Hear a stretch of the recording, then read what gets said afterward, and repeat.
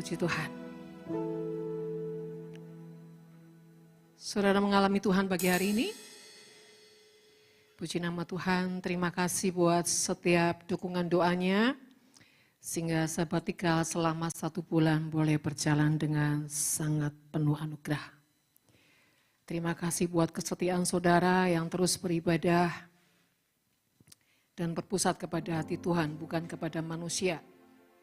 Terima kasih juga yang di online, semangat, God bless you. Saudara terkasih, pagi hari ini kita tetap dalam satu tema yang besar yaitu on position. Tapi kita mau belajar pagi hari ini, on position apa yang Tuhan mau hari-hari ini kita kerjakan. Yaitu menjaga dan meningkatkan kualitas hati di dalam kasih. Sekali lagi, menjaga dan meningkatkan kualitas hati di dalam kasih. Saudara, tanpa kasih kita tidak akan pernah bisa punya kekuatan. Tanpa kasih hidup manusia ini akan mengalami yang namanya kesemuan, kejenuhan, dan kematian di roh. Benar saudara? Benar enggak? Ini ngantuk atau masih dalam hadirat Tuhan? Saudara terkasih, setiap kehidupan yang diciptakan Tuhan pasti punya tujuan. Salah satunya adalah jiwa. Jiwa butuh apa saudara? Makanannya jiwa adalah sentuhan, kasih, dan cinta. Manusia tanpa 3 itu pasti saudara tidak akan punya kehidupan, sekalipun hidup. Betul apa betul saudara? Makanya saudara, orang dunia berusaha mencari cinta. Tapi bukan cinta yang sejati. Tapi bersyukurlah kita punya Tuhan. Di mana kita punya cinta yang sejati. Tanpa kita merengek-rengek dengan dunia. Saudara terkasih, sebab itu saudara, kasih adalah nilai standar yang sangat tinggi di atas segalanya. Setelah kasih apa saudara? Iman. Nah, kita akan belajar pagi hari ini. Mari baca, saudara buka di dalam Markus pasal yang ke-20. Maaf, pasal yang ke-12. Ya. Puji Tuhan, berarti saudara semangat.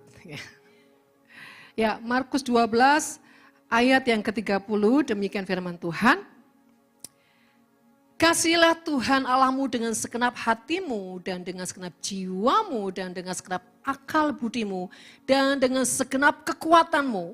31 dan hukum yang kedua ialah kasihilah sesamamu manusia seperti dirimu sendiri. Tidak ada hukum lain yang lebih utama daripada kedua hukum ini.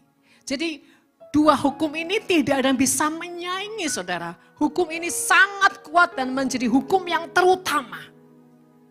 Ya, jadi saudara terkasih, bagaimana kita tidak hidup dalam kasih. Padahal standar kita hidup berkenan kepada Tuhan, salah satunya adalah kasih. Saudara, kasih itu bukan hanya untuk terus dijaga, tapi ditingkatkan kualitasnya, bobotnya. Kenapa saudara? Supaya kita ujungnya standarnya menjadi sama seperti Yesus. Saudara, coba, kenapa orang itu harus mempunyai pasangan hidup? Karena nggak mampu hidup sendirian. Tak kuat gitu loh. Tapi kalau sudah married, ternyata kayak neraka bu. Bentar dulu, jangan suka nge-reject. Kalau neraka, 1 bukan dari Tuhan. 2 karena belum dewasa. Usia tidak menentukan orang itu dewasa loh saudara. Tapi yang menentukan pribadi menjadi dewasa adalah apa? Proses. Proses membuat engkau menjadi dewasa. Kalau engkau berjalan bersama Tuhan. Oh ya, sebelum saya lanjut, nanti saudara misalkan, oh saya mau kerja bu, silahkan tinggalkan tempat. Yang penting berdoa dulu. ambil doa berkatnya, silakan saudara tinggalkan tempat. Saya hanya mengalir saja, karena saya merasa ada sesuatu yang Tuhan nanti akan lakukan. Tapi kalau saudara harus kerja dan bla bla, silakan. Ya, Tuhan tahu. Nah, kembali lagi saudara. Hidup ini kita nggak bisa tanpa kasih. Kita akan jadi orang yang kering, hampa. Seperti ada pujiannya. Sejuta rasa di jiwa, rindukan pelukmu Bapa. Izinkan ku untuk menyembah dengan apa yang ku punya. Soalnya di bait pertama itu seperti apa pujiannya? Iya. Terus? Hampa batinku tanpa hadirmu. Jadi kalau suami istri tidak seharmonis ini, pasti kasihnya lagi mengalami kematian. Jadi kalau suami istri nih lagi kering gitu ya, yuk gak usah tunggu ya pasangannya mendahulu kita. Tapi kita yang ngerti, kita yang sadar, kita yang on position, kita yang datengin suami atau istri kita. Kita ngomong, kau mengenal hatiku, hampa batinku tanpa hadirmu.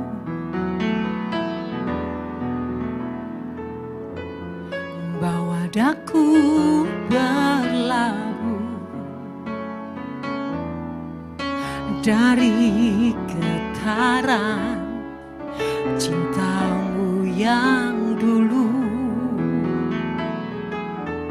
Sejuta rasa di jiwa, rindukan pelukmu sayang. Izinkan ku untuk mencium kerinduan di hatimu. Tiada yang lebih berharga di luaran dunia itu. Hanya engkaulah satu-satunya pribadi yang getarkan jantungku. Wow, apa saja. Sambil saudara ya, pasangannya tuh digelendot dari belakang. Sejuta rasa di jiwa, rindukan pelukmu sayang. Izinkan ku untuk mencium gelora di hatimu. Apa saja, kalau orang jatuh cinta, wah saudara, dia bisa bermazmur sampai apa? Kedalaman yang tidak bisa diukur. Tapi kalau sudah kering, jangankan nyanyi sejuta rasa, sedetik rasa saja enggak sanggup. Saudara, kalau kita mau benar-benar ngalami sejuta rasa dengan Tuhan, prakteknya kita harus bisa sejuta rasa dengan pasangan kita. Orang-orang di sekeliling kita. Percayalah saudara. Karena Tuhan sedang mengajarkan sesuatu yang tidak munafik.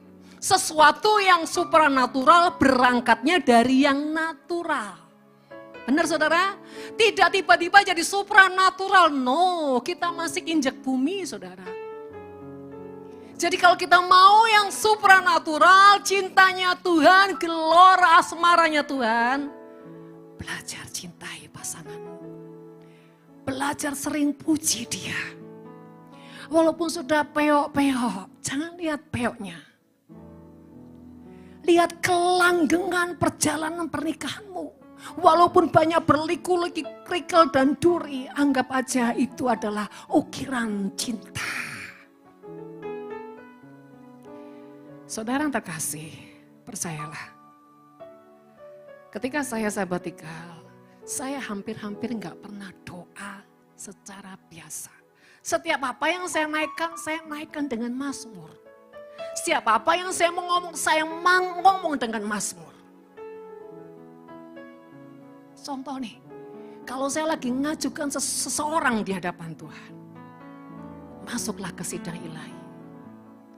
Tuhan, Engkau yang menciptakan dia dan memilih dan menentukan desaninya. Walau banyak kekurangan dan kelemahan di dalam hidupnya, bukan kau yang menciptakan kasih dan pengampunan, dan kau yang memanggilku menjadi pembimbing hidupnya. Kalau Tuhan berkenan, ku bawa hidupnya dalam anugerah-Mu. Darah-Mu menghapuskan dosanya, kasih-Mu melupakan segala kesalahan. Anugerah-Mu selalu baru setiap hari. Bukankah Dia milik kesayangan-Mu? Marilah Tuhan bukakan anugerah-Mu sekali lagi. Ku rindu kau memperkenankannya. Dialah anakmu dan tak bisa kau sangkali. Dia milik ketebusanmu. Jadi saudara, kita ini kalau masuk ke ruang sidang, kita harus punya dasar-dasar untuk membela orang-orang yang kita bawa kepada Tuhan. Kalau kita punya dasar-dasar yang kuat, ujungnya Tuhan tidak bisa berkata-kata. Apapun itu saudara, Tuhan paling gampang hancur hati, leleh hati kepada orang-orang yang hatinya penuh dengan belas kasih untuk memperjuangkan jiwa-jiwa. Bahkan ketika dia sudah tidak noleh saudara, apa yang saya lakukan? Ku tunggu dirimu di bawah kaki-Mu sampai kau curahkan anugerah-Mu. Terus nyanyi itu terus. Ku tunggu dirimu di bawah kaki-Mu sampai hatimu tersentuh. Terus sampai ujungnya Tuhan bilang, oke. Saudara, kalau seseorang tidak punya muatan kasih, dia tidak bisa memperjuangkan pribadi seseorang di hadapan Tuhan. Sekalipun itu orang yang buat kita nyakiti banget, tapi kita tahu darah Yesus sudah menebusnya. Kalau bisa kita perjuangkan, kita perjuangkan di hadapan Tuhan. Itulah kita menabur yang namanya kesejatian. Kita nggak peduli orang itu bagaimana jahatnya, orang itu bagaimana brutalnya. Tapi yang kita tahu, kesukaan Tuhan itu jiwa-jiwa. Yang kita tahu,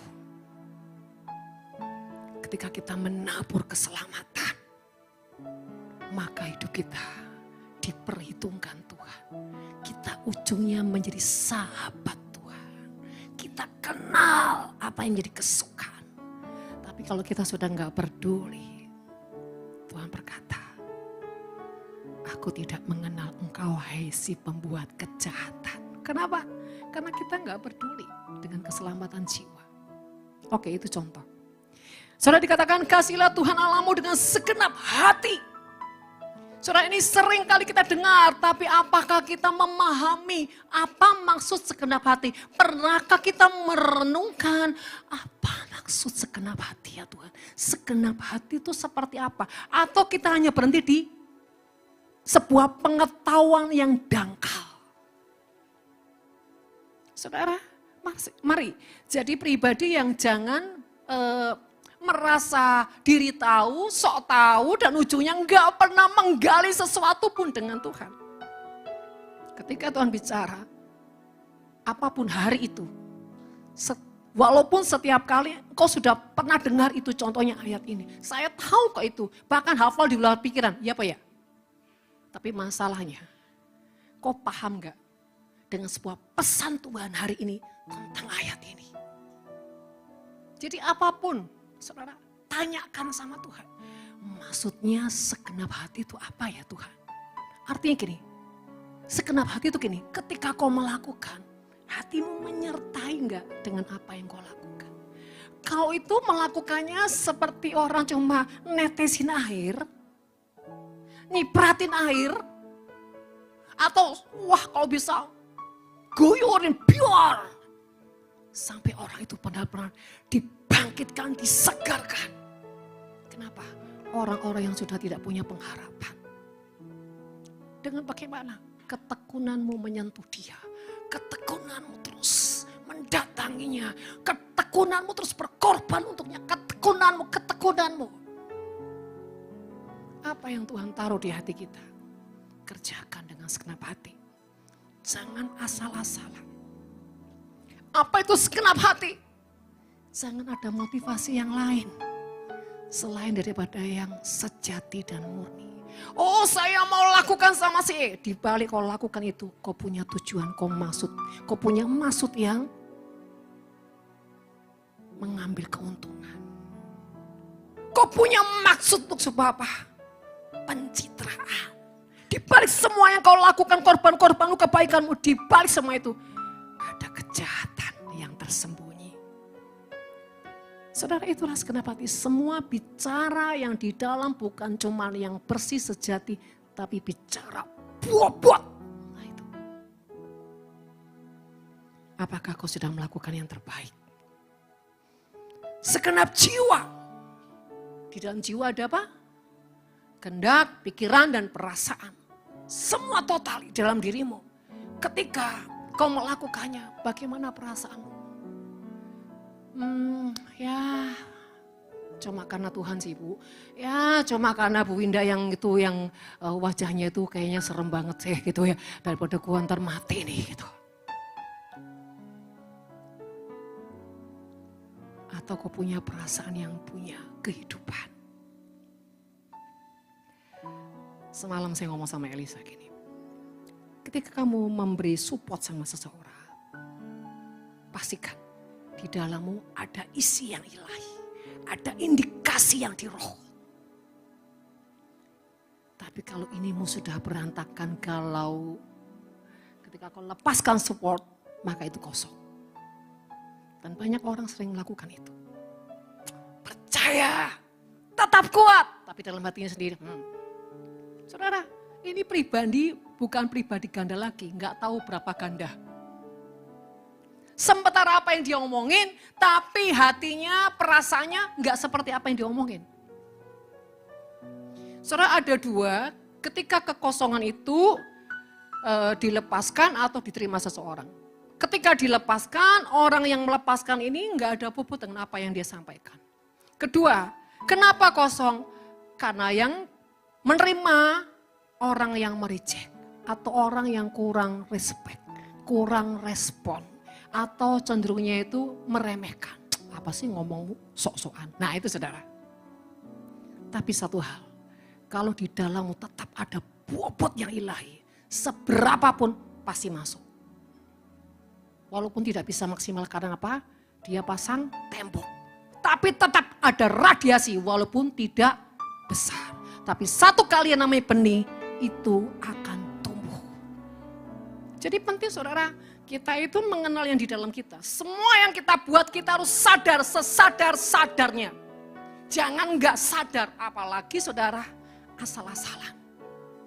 Ya, gini loh, kenapa sih Tuhan kasih sesuatu di hati kita untuk kita lakukan? Itu untuk apa sih sebetulnya, saudara? Tuhan kurang kerjaan, supaya kita sibuk. No. Proses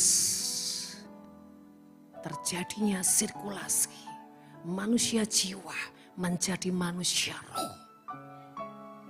Semua lewat apa yang kita lakukan dan jiwa kita ini punya reaksi-reaksi.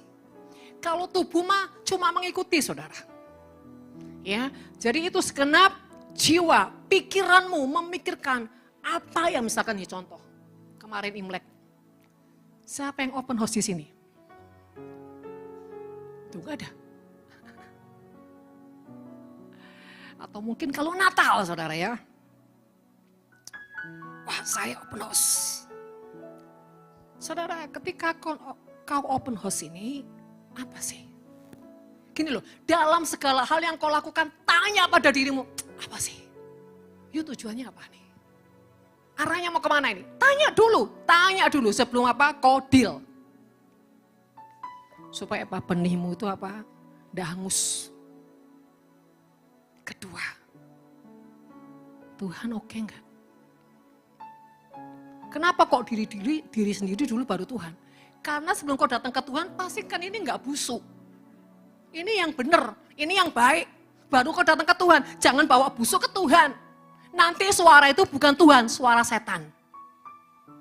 Tuhan enggak bisa ketemu sama orang yang kotor hatinya. Enggak bisa. Apapun jawabannya bukan dari Tuhan. Karena yang kudus tidak bisa ketemu dengan yang tidak kudus.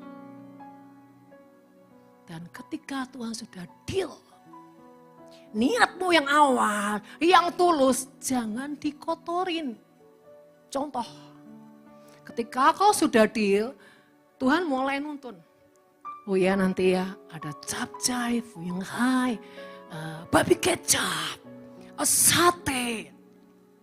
Terus gini, Tuhan please jangan banyak-banyak. Kok enggak taat? Saya tanya, jadi benih enggak? Kalau kau tanya Tuhan, kau harus nurut. Karena Tuhan itu sedang menakar seberapa kau berani lepaskan benih untuk memberi makan orang. Semua loh, sekecil apapun Tuhan perhitungkan. Oke, saya taat. Dan ketika kau taat, kau mengerjakannya dengan tidak segenap hati. Tuhan bilang gini, kok gak ada kemanisan ya? Yang ada asam, pahit, getah. Makanan itu jadi berkat gak? Tuhan tidak menyambar. Saudara mau tahu bagaimana setiap persembahan saudara Tuhan menyambar? Ketika orang lihat, wow, terus tiba-tiba orang berbondong-bondong, yes. Bahkan sampai habis, itu Tuhan berkenan. Bukan habis karena dibungkus. Orang menyantap tuh menikmati. Wow, sampai gini ditanya, siapa yang masak ini? Siapa? Kalau sampai ada mulutnya, siapa yang masak? Itu berarti tanda alarm Tuhan berkenan. Kepada yang bersangkutan. Tapi kalau kau kasihnya sedikit-sedikit aja, nanti masih ada kloter kedua, ketiga, sedikit. Tuhan udah gini, memang ini perlu belalang pelahap ini. Hati-hati. Dalam melakukan sebuah ketaatan, kau tidak segenap hati, jiwamu, pikiranmu bermain-main dengan apa yang kau lakukan. Kau taruh persembahan tapi pikiranmu bermain-main, licik. Kau sedang mempermainkan Tuhan. Orang menabur itu harus percaya, jangan gak percaya. Kalau gak percaya gak usah nabur, kan gitu saudara. Jangan nabur tapi pelin-pelan. Ntar dulu, kau masak angponya berapa dulu? Hati-hati saudara. Di bawah alam sadar kita banyak segala yang palsu dan yang gelap. Hati-hati. Dan ketika kau menyajikan, engkau tidak bergairah. Yuk mari makan. Kak Isma, makan. Habisin. Kata Pak Jamie kayak gitu, saudara. Sally kayak gitu. Habisin. Kurang lagi. Tak, telepon lagi, Grab. Kalau semua Pak Jamie memang gak usah khawatir, saudara. Sampai muntah-muntah mungkin ya. Itu makan kalau nggak sampai, kayak basar gitu, saudara. Nggak berhenti dia beli.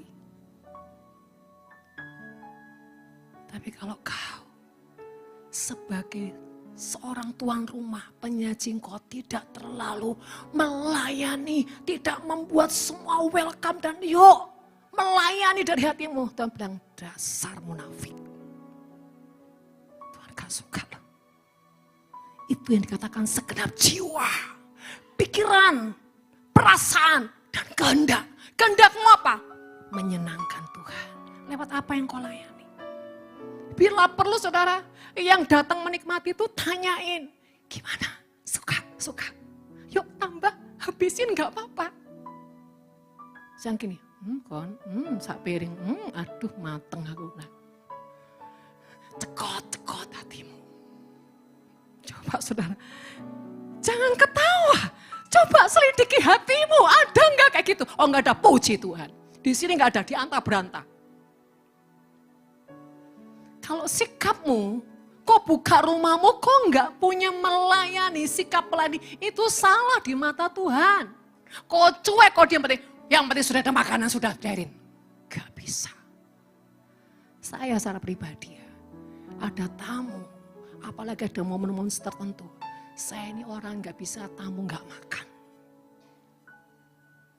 Kalau sudah disiapkan, saya ladenin saudara. Ayo mau apa lagi. Bukan mau nyogok Tuhan, tapi itu otomatis. Saudara, coba ini kalau tidak dibudayakan jadi gaya hidup, mengerikan. Kita bangun kepalsuan demi kepalsuan. Ujungnya, pribadi kita nggak pernah jelas identitasnya. Kuasa Tuhan nggak pernah terjadi atas kita. Karena selalu Tuhan lihat engkau abu-abu dan gelap. Dikatakan segenap akal budimu. Saudara ini bicara. Jadi orang itu jangan cuma ngomong iman, doa. Tapi ini kelola. Gimana kau jadi orang sukses, punya terobosan, jangan cuma doa puasa dan bahasa roh sandal baru. Pikirkan gimana engkau menjadi orang yang produktif. Pikirkan bagaimana engkau bisa melihat setiap kesempatan, peluang. Nah, Tuhan kan bilang nih on position. Akan ada berkat-berkat yang luar biasa. Tapi kalau sudah doa toh, tidak bisa. Tuhan kasih kita ini otak. Supaya kita mengolah dengan hikmat Tuhan. Tuhan tahun ini. Kira-kira apa yang bisa membuat aku mencapai sebuah terobosan? Terus tiba-tiba Tuhan bilang ini, tiba-tiba sudah bilang ini, aku buka pabrik, nggak usah kayak gitu juga kali. Saya percaya dari hal yang kecil Tuhan bisa berkati loh. Nggak perlu yang besar, dari hal yang kecil. Contohnya aja, ayam Kentucky itu kan ayam. Tapi seluruh dunia mana yang gak kenal Kentucky, saudara. Sebenarnya Tuhan punya perjanjian pada saya tentang sambal pedas. Tapi yang karena produksinya tuh setengah ngek-ngekan, susah untuk apa ngalami terobosan. Tidak pak. Susah. Kadang-kadang Tuhan lihat ini hamba yang baik atau hamba yang gimana. Bertanggung jawab atau enggak. Mikir enggak otaknya ini, gimana ya. Saya kasih tahu ya, Tuhan gak pernah membukakan jalan dan membukakan keajaiban pada orang yang gak buka otaknya. Yang gak pernah terus mengejar gimana Tuhan. Yang gak pernah serius menginginkannya. Dia gak akan buka. Kalau you cuma sekedar jalan, lakukan. Tuhan bilang, aku gak selera sama orang seperti ini. Aku suka sama orangnya, Tuhan ini kan dari engkau. Gimana ini caranya? Gimana ini caranya? Tuhan tolong.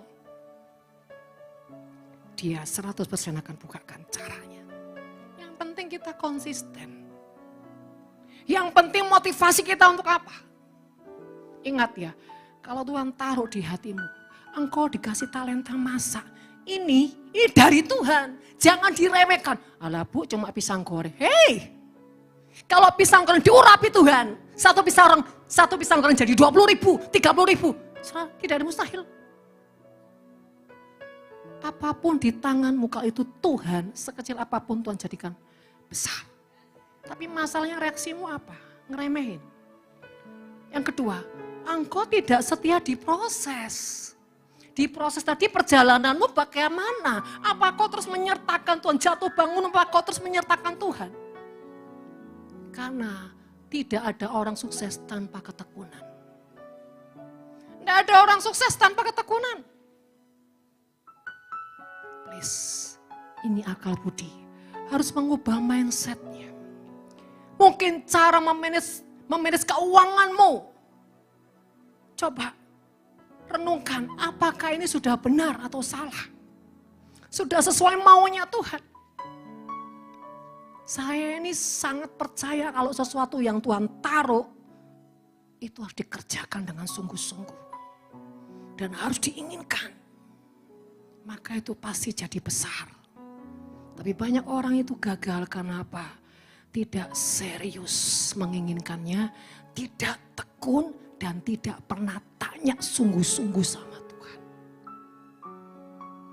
Saudara terkasih, itu salah satu mengasihi Tuhan dengan segenap akal budi. Banyak hal, ketika kau mengalami jalan buntu, pikirkan. Tapi memikirkannya bukan dengan kekuatanmu, dengan kebenaranmu, tapi berpikir sambil menantikan Tuhan, ini gimana caranya? Tanya Tuhan, tunggu Tuhan, dan taat kepada Tuhan. Dikatakan segenap kekuatanmu, ya, segenap kekuatanmu itu sampai benar-benar semua kau kerahkan. Artinya gini, hasilkan yang maksimal. Jangan sekedar. Percayalah, kalau engkau meresponi kekuatan itu dari Tuhan, Tuhan akan impartasikan, akan lipat gandakan kekuatan yang dari Tuhan. Tuhan pasti mampukan. Nah ini dikatakan mengasihi Tuhan Allah dengan segenap hati, segenap kekuatan, segenap jiwa, dengan akal budimu. Artinya seluruh tubuh jiwa roh, satu pintu, satu arah, satu visi. Amin. Yang ketiga satu. Dan hukum yang kedua adalah kasihilah sesamamu manusia. Ingat yang supranatural berangkat dari yang natural.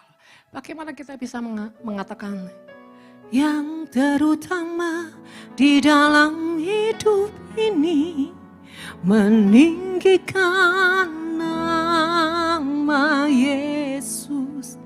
Kalau kau nggak pernah punya hati menyentuh setiap pribadi demi pribadi.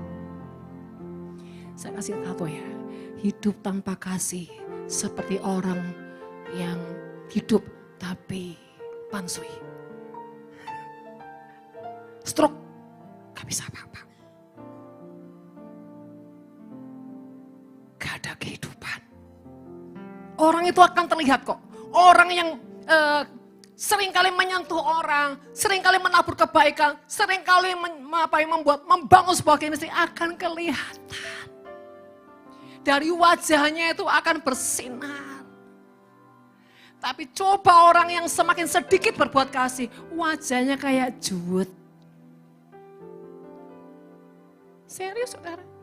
Karena orang yang tidak pernah rajin berbuat kebaikan, sejujurnya dia adalah orang yang hanya hidup untuk dirinya sendiri. Ya Pak ya?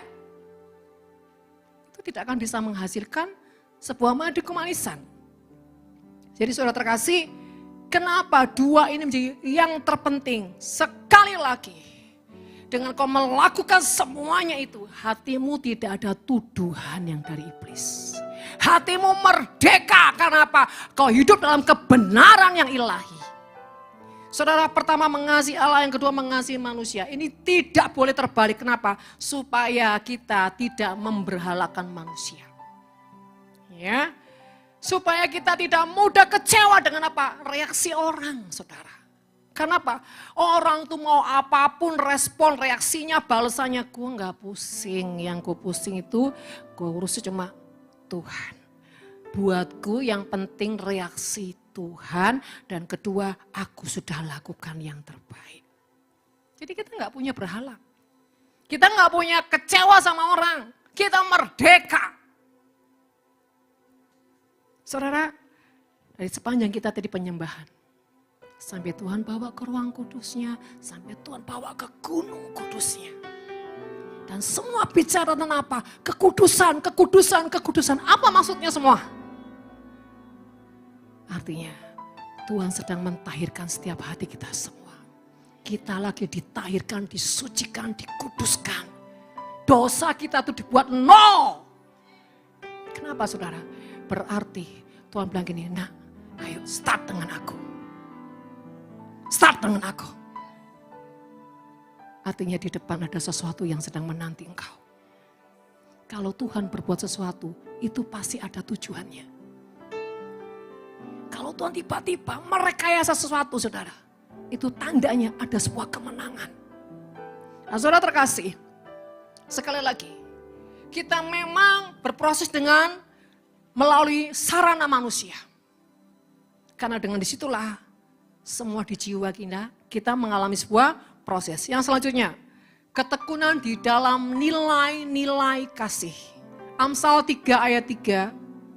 Janganlah kiranya kasih setia meninggalkan engkau, kalungkanlah itu pada lehermu, tuliskanlah itu pada loh hatimu. Janganlah kiranya kasih dan setia meninggalkan engkau. Apa itu kasih dan setia? Artinya gini, kasih itu semua perbuatan yang menyentuh hatimu, melepaskan benih-benih yang membawa kehidupan. Nah, saudara, itu kasih. Ya, melepaskan dari loh hatimu benih-benih yang membangkitkan kehidupan, itu kasih. Dan setia artinya jangan berhenti, jangan cuma musiman, terus, setia itu terus. Dan kesetiaan sejujurnya adalah berangkat dari hati yang benar-benar menyadarinya. Itu tidak boleh kita tinggalkan, saudara ya. Kalungkanlah itu pada lehermu. Artinya gini, ketika kau melakukan kasih, jangan begini. Mau apa kamu? Mau apa? Jangan. Tapi kalungkanlah itu, orang kalau dikalungkan itu kan pasti begini, saudara. Tidak mungkin gini, ayo kalungkan. Tidak mungkin, saudara. Itu namanya gantung diri. Pasti itu gantung diri, bukan dikalungkan. Dikalungkan tampar aja, saudara. Tali tampar. Tapi kalau dikalungkan pasti akan, artinya lakukan kasih dengan kesetiaan dan rendah hati. Jangan merasa kau berjasa, kau sudah ini itu berkorban. No, rendah hati. Enggak usah lihat yang kau tabur. Enggak usah lihat kepada siapa kau menabur. Kenapa? Kau cuma lihat kaki Tuhan. Sehingga itu menjadi perhiasan, menghiasi apa? Di leher kita, di dada kita. Wah, semakin rendah hati, berlian itu celap. Semakin dangak, sudah bukan berlian. Batu bara. Membara soal emosinya. Saudara, itu tandanya, saudara, itu harus sampai di kalungan. Artinya ada sebuah kerendahan hati yang ujungnya ada word dari Tuhan dalam kehidupanmu. Dan tuliskan itu di loh hatimu, artinya ukir semua demi kebaikan yang Tuhan mau kau lakukan sampai itu menjadi ukiran yang Tuhan ukir. Bukan kau ukir, tapi Tuhan ukir lewat siapa? Lewat orang-orang yang berkata gini, wow, aku lihat dirimu tuh luar biasa ya. Aku gak pernah lihat orang yang kayak kamu ini ya. Waduh, berkorban rasanya kok gimana ya, gak bosan gitu loh. Kamu lagi. Kamu lagi. Gak ada yang lain, tak? Seperti kalau memberi makan. Worship night atau minggu. Ada yang nabur. Kok kamu lagi sih? Kok kamu lagi sih? Emang aku. Maksudnya kenapa yang lain tuh enggak? Sampai Tuhan gini. Gak ada yang lain ya? Kok itu terus? Tapi orang yang terus konsisten, ini orang apa? Ini permata Tuhan. Karena dia punya kemurahan hati. Tapi kalau yang tinggal cuma makan, yang ntar kue makan kenyang. Saudara, bukan seberapa yang kau tabur, tapi hati yang Tuhan lihat. Saudara terkasih, mari. Ini dikatakan loh hati. Semua perbuatanmu sampai orang takjub. Sampai gini, kamu ini kok terus-terusan sih? Gak capek tak? Gak eman tak? Enggak, untuk Tuhan. Yes, keren. Kalau gak ada yang mau, aku mau. Kalau gak ada yang, aku yang gak mau. Inilah saudara. Orang yang berebut untuk berbuat kebaikan. Seperti di Alkitab saudara. Ya. Jemaat di Makedonia itu, wah memburu. Berikan aku kesempatan. Dalam kondisi yang susah saudara, miskin. Tapi maksa. Untuk apa? Berkorban. Ini orang punya iman. Dia nggak perlihat apa yang dia bisa lakukan, seberapa dia punya. Tapi apa yang dia bisa lakukan. Saya beberapa kali, udah jemaat gak usah kasih makan. Nanti itu cuman makan. Saya bilang, Tuhan Yesus juga kasih makan. Kasih makan orang gak jadi kita miskin. Jasmani rohani, mereka kenyang. Tidak sampai ngomel minta pendelian nih. Enggak saudara. Saudara terkasih, mari. Jadi itu sampai diukir artinya sampai kau dengar ada orang-orang berkata, wow. Wow. Dan ujungnya apa saudara? Ayat 4. Maka engkau akan mendapat kasih dan penghargaan dalam pandangan Allah serta, jadi enggak kebalik. Bukan pandangan orang dulu baru itu enggak. Selalu dari pandangan Allah dulu. Arti gini, engkau akan menjadi sesuatu yang sampai Tuhan beri. Wow. Dan ujungnya manusia gini, aku salut lihat kamu ini. Kemurahan hatimu ini loh. Luar biasa. Aku pengen. Nah itu sampai akhirnya apa? Mempengaruhi orang lain serta kepengen seperti itu. Nah, saudara, ini loh. Yang di dalam ini, wow harus kaya saudara. Kalau di dalam ini kaya, kau pasti orang kaya. Satu kali yang diberikan padamu, dipercaya kepadamu sesuatu yang dahsyat. Kenapa? Kau punya kekayaan di dalam. Ya, jadi saudara terkasih, ini bukan upah, tapi efek atau dampak dari apa yang kita tabur dalam kesejatian. Engkau akan diapain sama Tuhan? Diberikan penghargaan. Wow. Mari saudara, on position di dalam nilai-nilai kasih-Mu. Maka ketika Tuhan melihat dan mencium bau mesbah-mesbah dupa kasih, korban, curahan yang Kau berikan, Dia tiba-tiba melepaskan perkenanannya kepadamu, melepaskan favornya kepadamu, melepaskan anugerahnya kepadamu. Kalau saya nggak punya benih, minta sama Tuhan. Kalau kau punya kerinduan tapi nggak punya benih gimana? Minta sama Tuhan. Sang pemilik benih, Dia pasti kasih. Masalahnya kau serius nggak? Saudara mari. Hidup ini tidak berfokus dengan apa yang kita lihat, apa yang kita punya. Karena hidup kita ini ditentukan oleh keajaiban Tuhan. Hari-hari ini, mari saudara. Kita harus jadi orang yang on position di dalam nilai-nilai hati, nilai-nilai kasih, nilai-nilai kesejatian. Maka disitulah satu kali tiba-tiba Tuhan menghampirimu, sesuatu yang besar terjadi. Pasti. Kalau kau sudah melakukannya, kalau kau sudah menyiapkan bejana hatimu, tidak mungkin Tuhan tidak menghampirimu. Sampai didapati hatimu itu benar-benar berkenan.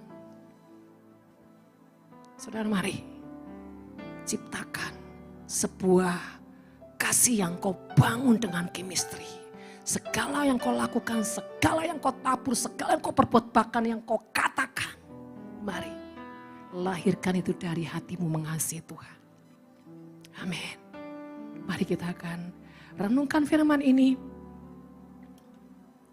Oh maaf, satu lagi ya, tentang percaya.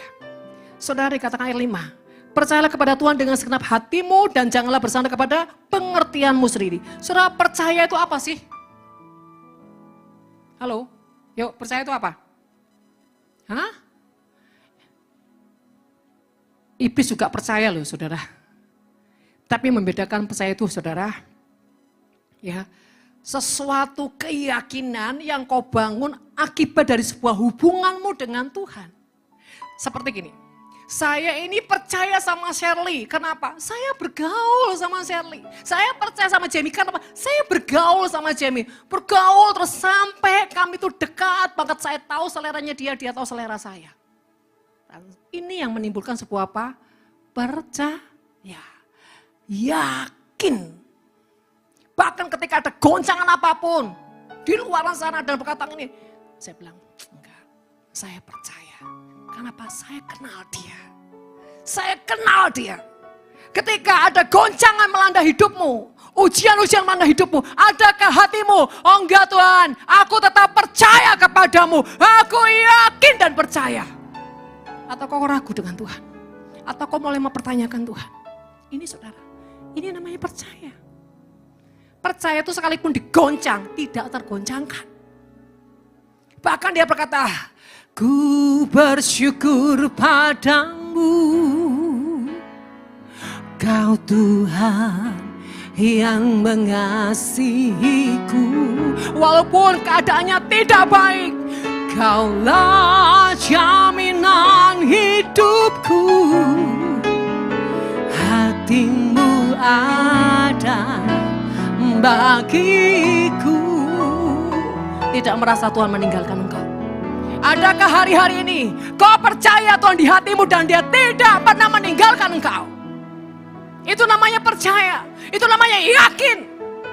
Apapun boleh datang kepadaku, tapi satu hal yang ku tahu, Dialah yang tidak pernah meninggalkan aku, dan aku tahu rancangannya dahsyat dan luar biasa. Ini namanya percaya saudara. Dan sudahkah engkau tinggal pada pokok iman yang seperti ini? Kita harus punya seperti ini, kalau enggak bisa saudara. Kita enggak bisa mengalami jarahan yang besar. Kenapa? Sesungguhnya hatimu enggak yakin. Keyakinan itu akan terlihat ketika ada kegoncangan, ada masalah, ada jalan buntu, ada kesulitan, ada tekanan. Apakah kau tetap berkata, hatiku percaya,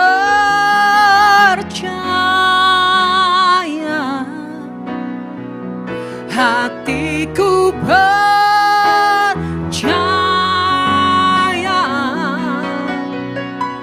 Hatiku percaya,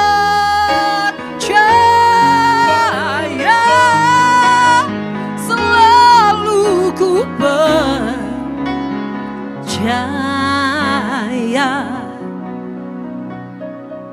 Saudara, saya tadi malam tuh gak bisa tidur. Kepala saya sakit sekali, kayak ditarik-tarik sampai ke mata. Jam 3 pagi saya sudah mandi. Secara manusia saya nggak bisa berdiri di sini. Tapi saya katakan, Tuhan saya percaya. Saya ini hamba-Mu. Kalau Kau pakai aku, Kau pasti bereskan semuanya. Dan ujungnya, saya on position. Ini contoh saudara. Ini contoh. Setiap hari saya tidur cuma beberapa jam saja. Saya berjaga.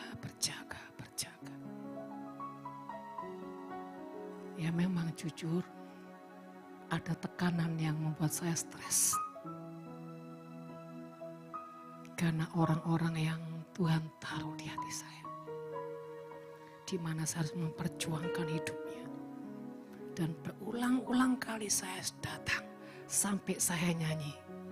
Berkali-kali kau menolong,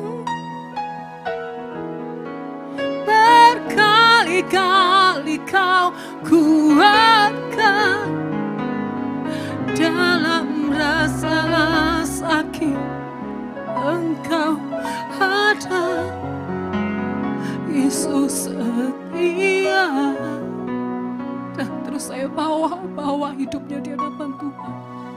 Dan saya katakan, berkali-kali kau menolong, berkali-kali kau kuatkan dalam lembah. Engkau ada, Yesus setia. Terus dan terus sampai Tuhan noleh, sampai Tuhan berhenti.